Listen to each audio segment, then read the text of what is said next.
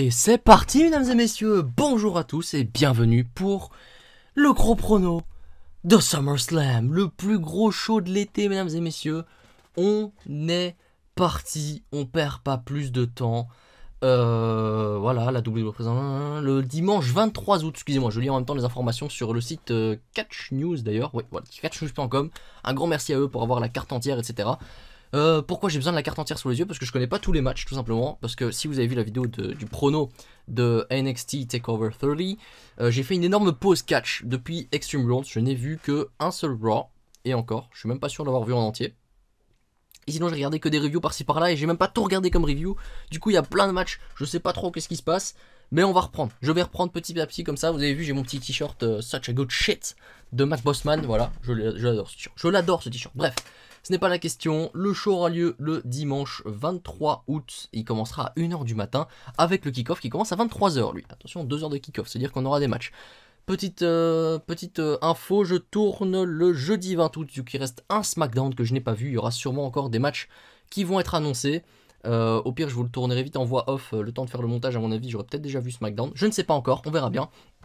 En tout cas, si le montage aura lieu après SmackDown, évidemment, je vous dirai s'il y a des matchs en plus. Bref, on ne perd pas plus de temps, on va aller dans l'ordre que Catch News nous donne. Premier match, un Hair vs Hair match entre Mandy Rose et Sonya Deville. Alors Sonya Deville qui a été d'ailleurs, pour la petite news, qui a reçu une petite tentative de kidnapping chez elle. C'était pas une storyline en plus, il y a vraiment quelqu'un qui a essayé de la kidnapper chez elle. Heureusement, elle va bien. Pour ce match R vs R entre Mandy Rose et Sonya Deville... Alors j'ai vu un petit peu la rivalité, mais après qui va gagner? Moi je pense que Mandy Rose va l'emporter. Mandy Rose va l'emporter et Sonya Deville va se faire couper, j'allais dire la tête, mais non, elle va pas se faire couper la tête, elle va se faire couper les cheveux. Alors pourquoi? Au pif, voilà, au pif, parce que je sais pas en fait, qui pourra sortir fort de cette rivalité? Qui en a besoin de le plus? Mandy Rose et là Otis, il est porté disparu d'ailleurs je pense, même si j'ai pas vu les résultats de SmackDown. Dites-moi s'il est porté disparu ou pas Otis. Mais voilà, Mr. Money in the Bank, on rappelle. Donc, Mandy Rose contre Sonya Deville.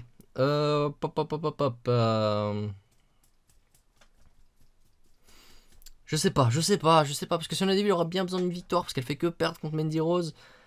Mais je vois pas Mandy Rose se raser la tête. C'est que Sonya Deville, à la limite, je pourrais lui trouver un petit look stylé avec les cheveux courts et tout. Mais Mandy, je la vois pas avec les cheveux courts, c'est ça le problème. Donc je pense qu'on va mettre une victoire de Mandy pour le style, voilà.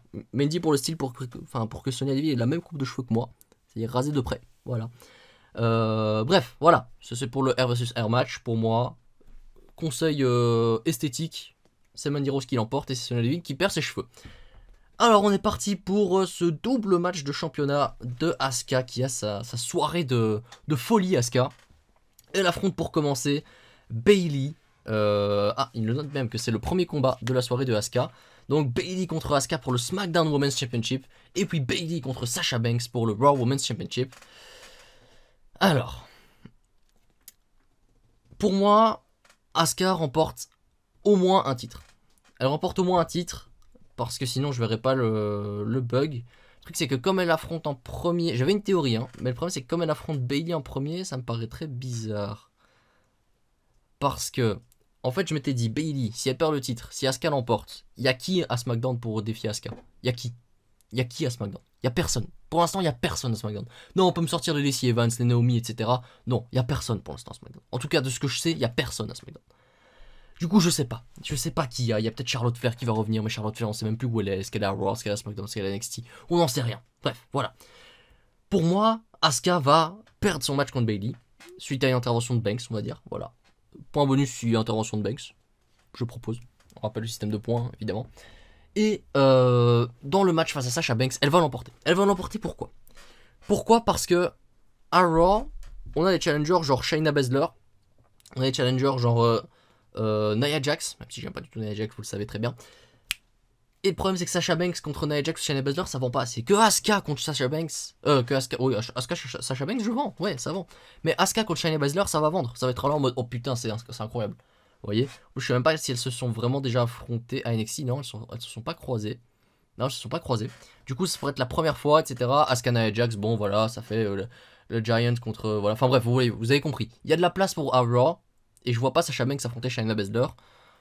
Donc je pense que Asuka va perdre son titre face à Bayley et va gagner contre Sasha Banks. Et en plus comme ça, Sasha Banks va pouvoir être jalouse, etc. Et on va voir la rivalité Bayley Banks pour le titre, évidemment. Vu qu'elles vont perdre, à mon avis, la semaine prochaine face à, à Payback, leur titre par équipe, je ne sais pas contre qui. Bref, ça c'est la semaine prochaine, on verra ça la semaine prochaine. On passe au titre universal, mesdames et messieurs. Braun Strowman, mon colonel, qui affronte The Fiend, Bray Wyatt. Alors ça j'ai vu passer parce que ça a fait beaucoup parler, etc. Les histoires avec Alexa Bliss, etc. qui est impliqué dans cette rivalité. Moi je vois The Fiend gagner, 100%. Je pourrais mettre, ouais, je mettrais bien 100 balles là-dessus s'il faut. Est-ce que d'ailleurs, ah ouais, mon téléphone est là. Je vais regarder s'il y a une petite cote pour le Fiend qui gagne. Est-ce que je peux mettre de l'argent là-dessus? Excusez-moi, hein, je fais un petit pari en live. Un petit pari en live. On va regarder ça. Alors, qu'est-ce qu'ils nous disent Unibet? Qu'est-ce qu'ils nous disent Unibet? Alors, je sais qu'en général, regarder les cotes des matchs, c'est un peu se spoiler. Certes. SummerSlam. Pourquoi il y a encore des predictions de cartes?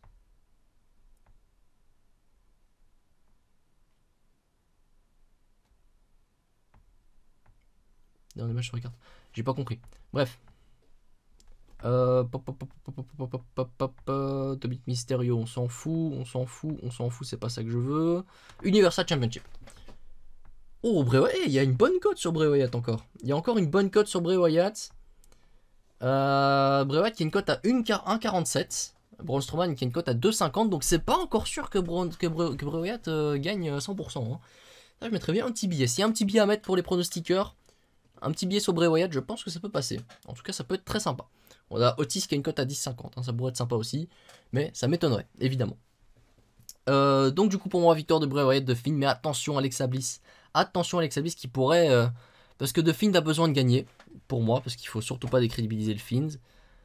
Braun Strowman, ouais, je sais pas c'est quoi les plans, etc. Enfin bref. Mais attention, parce qu'Alexa Bliss pourrait être une raison légitime de faire perdre le Fiend. C'est-à-dire que... Alexa Bliss, de ce que j'ai vu, était un peu genre connectée au Fiend, on peut le dire. Du coup, est-ce qu'elle pourrait pas utiliser ça pour aider Braun Strowman? Enfin, il y a un truc. Il peut se passer une douille immense comme ça avec Alexa Bliss qui nous met une douille à tous et qui fait perdre le Fiend. Mais pour moi, je pense que le Fiend va gagner quand même. Et voilà. Et peut-être Alexa Bliss, genre nouvelle manageuse du Fiend. Un truc genre. Elle se réinvente un personnage ou un truc comme ça. Ça pourrait être énorme. Ça, j'aimerais bien. J'aimerais bien. Alexa Bliss, manageuse du Fiend. Ça pourrait être très très bien. Manageuse. Bon, bref, on s'est compris. On passe au Street Fight match entre Dominic Mysterio accompagné par Ray Ray et Seth Rollins accompagné de Murphy. Premier match ever. Non, on va pas faire le running gag avec Chris Jericho de Backlash, etc. On a fini ça. Premier match de Dominic dans toute compagnie confondue, je pense. Il n'a fait que s'entraîner. Il n'a jamais combattu en télé, en tout cas, je pense, contre Seth Rollins. Attention parce que je pense que SummerSlam est en direct, vu qu'ils seront au Thunderdome à Orlando, et plus dans le Performance Center, donc ils seront en direct face à Seth Rollins qui va évidemment savoir mettre en avant Dominic de la manière dont il sait faire, parce que c'était un des meilleurs du business, tout simplement. Dominic Mysterio, on sait pas trop ce que ça va donner, on va voir. Écoutez, bon, le Street Fight, ça permet un peu de camoufler toutes les erreurs. Est-ce que Dominic peut battre Seth Rollins? Oui. Il pourrait. Pourquoi? Parce que Dominic Mysterio, c'est un nom qui peut faire vendre à crever la WWE dans les prochaines années. Parce que c'est de la descendance de Rey Mysterio. En plus, je pense qu'il arrivera masqué. C'est fort probable qu'il arrive masqué même. Parce que j'ai vu sur Insta des trucs passer comme quoi il y avait... Enfin bref, il y a potentiellement un masque qui peut passer. C'est le futur pour eux. C'est Mysterio, ça fait vendre. Le nom Mysterio peut faire vendre. Et Dominic, c'est la suite de Rey qui a plus 10 ans de carrière devant lui, le Rey. Et il pourrait reprendre le personnage Rey Mysterio, évidemment. Et Seth Rollins, c'est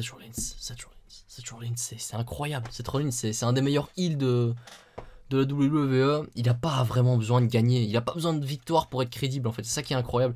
C'est le genre de très bon heel qui, en fait, peut mettre en avant les faces et n'a même pas besoin de gagner parce que il n'a pas besoin d'une victoire, en fait. Je vérifie juste que j'enregistre. Ouais, ok. Il a pas besoin de victoire, ce mec. Seth Rollins, il a pas besoin de victoire pour être crédible. C'est incroyable. C'est ça qui est incroyable. C'est que le mec. Et c'est les heels que j'adore. C'est les heels que je préfère. Ceux qui ont pas besoin de victoire, pas besoin de titre. On s'en fout. Le mec, c'est un top heel. Et pourtant, il perd. Et c'est pas grave. C'est pas grave parce que le mec est toujours incroyable. Donc voilà. Match suivant, United States Championship Singles Match. Le Hurt Business sera interdit de ringside. Donc Apollo, non pas, qu'est-ce que je dis, Apollo, Shelton Benjamin, j'allais dire comment il s'appelle lui, Shelton Benjamin et Bobby Chou qui sont interdits des abords du ring. Apollo Crews, le champion, qui défend son titre face à MVP. Alors bon, je suis un peu déçu de ce match. Je me suis dit, parce que avant de quitter, on va dire, le catch pendant un mois, je m'étais dit, ok, Apollo Crews contre MVP, ça va se finir quand je vais revenir. Bon, apparemment, ils sont toujours là. Je sais qu'Apollo Crews a battu MVP. Pourquoi un rematch? Je sais pas. Bizarre. J'aurais bien aimé qu'Apollo Crews affronte d'autres mecs que MVP, parce que, enfin, histoire de crédibiliser un peu le champion. Parce que bon, affronter chaque fois le même mec, bon, voilà quoi. Après, bon, MVP, le Hurt Business, apparemment c'est non c'est pas le Hurt, c'est le Hurt Business, pardon. Bah c'est assez solide, pourquoi pas lui remettre le titre, mais pourquoi est-ce qu'il a créé son nouveau titre pour le donner à Apollo, pour le reprendre après? Je sais pas, non, ce serait beaucoup de passe-passe. Ils ont un tout nouveau titre. Enfin, un tout nouveau design, faudrait qu'ils soient un peu prestigieux, faudrait éviter les passe-passe comme ça de ce genre-là. De ce genre, 2 semaines plus tard, je gagne le titre, mais 2 semaines plus tard, je le perds parce que tu le reprends. Faudrait éviter les passe-passe comme ça. Pour moi, Apollo Crews doit être un premier champion solide pour un peu redorer le blason du titre des États-Unis, quoi, vous voyez. Donc pour moi, Apollo Crews l'emporte et on finit l'histoire avec le Hurt Business, on passe à autre chose. Non, pas le Hurt Business, je les appelle le Hurt Business. Pourquoi le Hurt Business? Je ne sais pas. Le Hurt Business.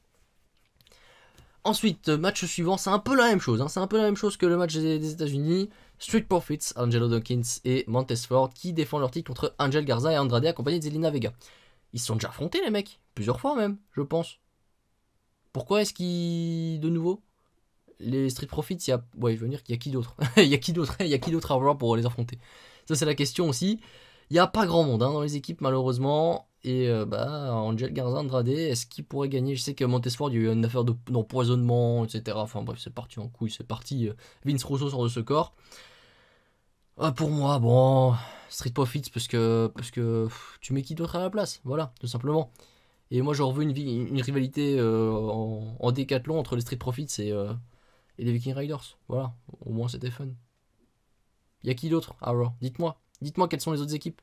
D'ailleurs, dites-moi tous vos pronostics en commentaire, n'hésitez pas. On pronostique dans les commentaires, on lâche un petit pouce bleu aussi, c'est sympa. Et on s'abonne si jamais le contenu vous plaît, que vous voulez tout simplement la suite de mes pronos et de mes grosses reviews, et de mon mode univers, et de ma carrière sur Formule 1. Et oui, elle n'est pas partie cette carrière sur Formule 1, ne vous inquiétez pas. Et le main event, enfin je pense que ce sera le main event de cette carte, le WWE Championship Singles Match, Drew McIntyre contre Randy Orton. Waouh, le charisme 14 600 000 hein, à chaque fois. Entre ces deux hommes, qui est-ce que je vois gagner? Vous savez que j'adore Drew. Bah oui, j'adore Drew, vous le savez. Et vous savez ce que j'aime Orton, un des meilleurs heels de la compagnie. En plus, j'ai la même coupe de cheveux que lui maintenant, donc c'est parfait. Il me ressemble ce mec, il me ressemble. Bon, il a peut-être un peu plus de cheveux maintenant, mais. Enfin bref, voilà. Pour moi, Orton gagne. Orton va gagner. Mais oui, Orton va gagner. Et oui, ça va peut-être faire crier des gens en disant non, Drew, c'est le meilleur champion de l'histoire. Non. Orton est tellement haut pour l'instant, faudrait lui donner le titre. C'est le meilleur heel de. Bon, j'ai dit ça de Seth Rollins, mais c'est un des meilleurs heels lui aussi de la compagnie. Orton, c'est le moment de lui donner le titre. Peut-être un last shot, hein, peut-être son dernier titre, on sait jamais. Mais il est tellement au sommet de son art, Orton. Il a tout compris à sa carrière. Il est au top. Pour moi, il est au top pour l'instant. Il parfait, magnifique, rien à redire. Il est détestable à crever. C'est magnifique. Faudrait lui donner le titre. Drew McIntyre. Je sais qu'il y a des gros plans apparemment qui disaient qu'il préférait faire perdre le titre à Drew et le redonner quand il y aura du public. Le problème, c'est quand est-ce qu'il y aura du public de nouveau? Ça va être compliqué. Bon, bref, on ne sait pas trop. Mais pour moi, Orton, c'est le moment de lui faire gagner ce titre, putain. S'il y a bien un moment où Orton doit gagner ce titre, c'est maintenant. C'est maintenant parce qu'il est au top de son art. Il se fait détester par tout le monde. Il a Punky Ric Flair et tout. C'est incroyable. Il faut le faire gagner ce titre. Bref, voilà.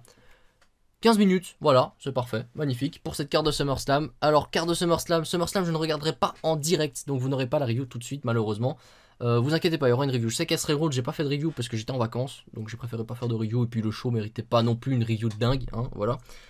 Mais, voilà, il y aura une review pour SummerSlam qui arrivera malheureusement pas le lundi, à mon avis. peut-être le mardi, enfin je sais pas, je verrai bien quand est-ce que je pourrai regarder le show, etc. Mais vous aurez une review, ne vous inquiétez pas. En tout cas, voilà, c'était tout pour mes pronostics de SummerSlam. Dites-moi vos pronostics en commentaire, n'hésitez pas, hein, lâchez-vous en commentaire. Et voilà, hein, moi je vous souhaite un bon show à tous, c'était Martin, à la prochaine.